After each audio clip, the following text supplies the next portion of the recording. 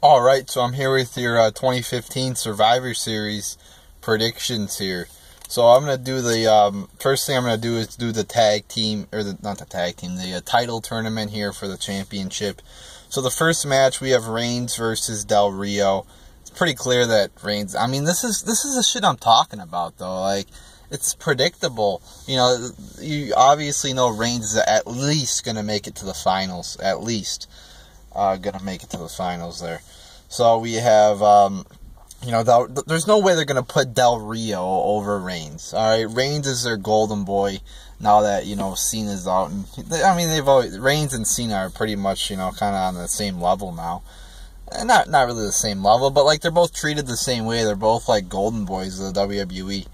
So, Reigns is definitely going to win here. And then we have Owens and Ambrose. And this is kind of obvious to me, too. I mentioned this in my Raw review, that they're going to do Reigns versus Ambrose for the title. They're not going to do Reigns versus Owens. You know, they're going to do Reigns. And they should have done this match on, like, Raw. You know, because this is just so predictable. It is. It's very fucking predictable, you know, that this is going to happen. You know, they should have done the match on Raw. You know, like Roman Reigns versus Del Rio and Kevin Owens versus Ambrose. Those are Raw-type matches. Those should not be on a pay-per-view. You know, just do the fucking main match on, you know, the title match on the pay-per-view. So, then we're going to have Reigns versus Ambrose for the belt. And I really envision here, you know, this is interesting, though. Because I'm almost positive Reigns is going to win.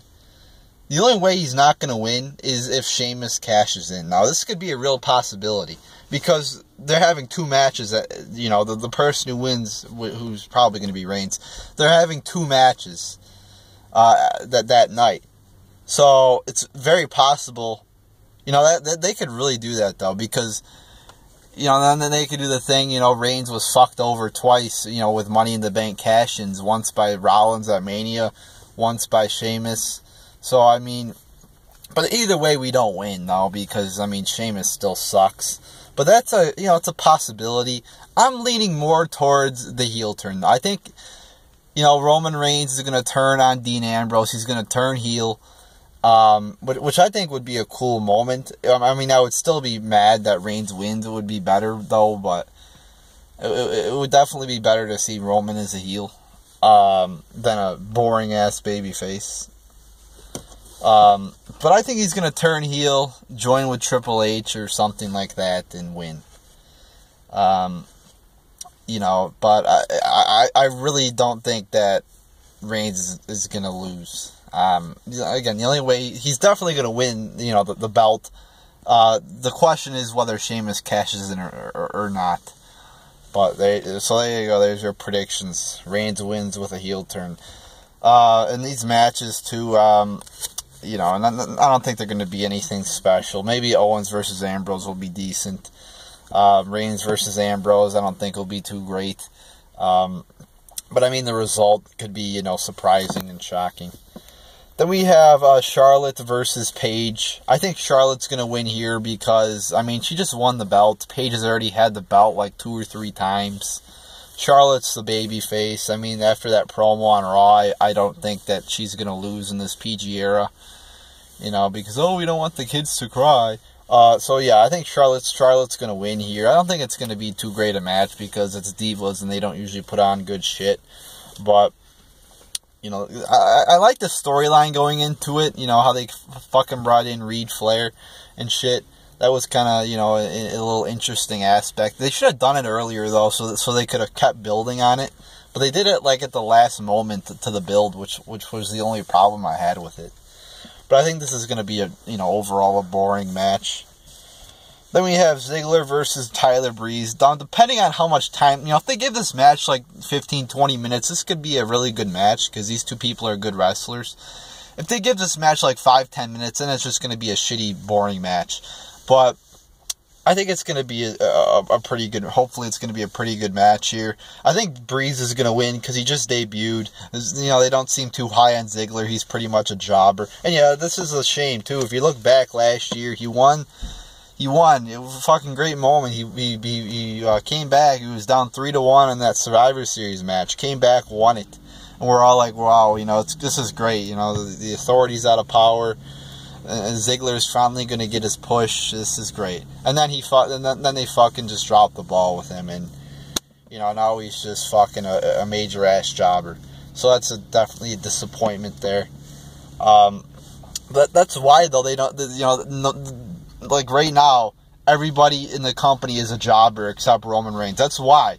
Because they don't build on anything. They don't build up anybody. They don't do anything in this company. They make zero effort whatsoever to build up anybody except John Cena and Roman Reigns. So, yeah, I think Breeze is going to win here. It would be much better, though, if, like, Ziggler was, like, an upper echelon of the company. Like, this match doesn't feel like it means anything. If Ziggler was higher up in the company, it would feel like it means something. But it doesn't. I mean, this is like this is a jobber match. I mean, they're not even in the tag team, tournament. It's like, what's the point of this match? It's just a singles match. It's not going to mean anything because Ziggler's not going to get pushed. We know that. Breeze probably won't get pushed either because the only people who get pushed, again, are Reigns and Cena. Then we have The Undertaker and Kane, Brothers of Destruction, versus, I think the two men they picked are Wyatt and Strowman. I think the Brothers of Destruction are going to win here because the Wyatts are fucking jobbers. I mean, what have they accomplished? Ever since he lost to Cena, there you go, there's Cena again, just beating everybody and ruining this company. He fucked up Bray Wyatt. I mean, ever since Cena, when Cena beat Bray Wyatt, he literally left television for a few months. He just disappeared. That's how much Cena fucked up Bray Wyatt. And he hasn't done anything. He feuded with Dean Ambrose for a little bit there, and I guess they had like 20,000 matches. So it's hard to, he won the last match, I remember, but I mean, it wasn't that big a deal. Then he feuded with Roman Reigns forever. He feuded with Undertaker too, and he lost that. He feuded with Roman Reigns, lost that. So he hasn't accomplished anything in the year of 2015. He's a jobber. Yet he's facing The Undertaker and Kane. It just makes no fucking sense whatsoever. No sense at all. And, they were building up Strowman. They were trying to build him up as this beast, and they failed. I told you that they're going to make him look like a beast for like a month, and then they're just going to drop the ball with him, and they did. So, there you go. And I don't think, they're hyping it up, Undertaker 25-year anniversary. I don't think they're going to make him lose to a jobber. That would kind of be stupid, though, if Undertaker lost a fucking jobber. In his 25-year anniversary, make Undertaker and Kane win, for crying out loud. And if they're planning on if they put Wyatt over, like, why would you make him lose for the whole year of 2015 and then put him over The Undertaker? See, that's how this company makes no fucking sense whatsoever. We're gonna put Bray Wyatt versus one of the top wrestlers of all time. But we're going to make him lose the whole year of 2015 and make him look like a jobber. See, it just blows my mind how they work in this company. No Cesaro on this pay-per-view. Alright, so I hit the stop button on accident. But as I was saying, no Cesaro on the pay-per-view. I mean, what a slap in the face. I mean, Cesaro just goes out there, carried Roman Reigns to a really good match. Puts on many great matches, classic matches.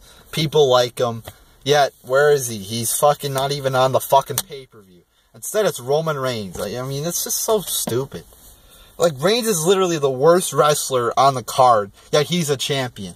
It's like, it just pisses me the fuck off. Like, anybody but Roman. Bray Wyatt, anybody but Roman. You're damn right, anybody but Roman. What was he saying? Anybody but you, or some fucking shit like that. Is that like subliminal messaging? Yeah, that's what I want. Anybody but fucking Roman Reigns is champion. Oh. So, this card, it's just gonna piss me. There's nothing good that's gonna come out of this pay-per-view, though, really. I mean, you look, with the tag team, not the tag team tournament, the championship tournament, Either it's going to be Reigns or Sheamus winning. That's going to be fucking shit. You know, Sheamus is like a step up from Roman Reigns.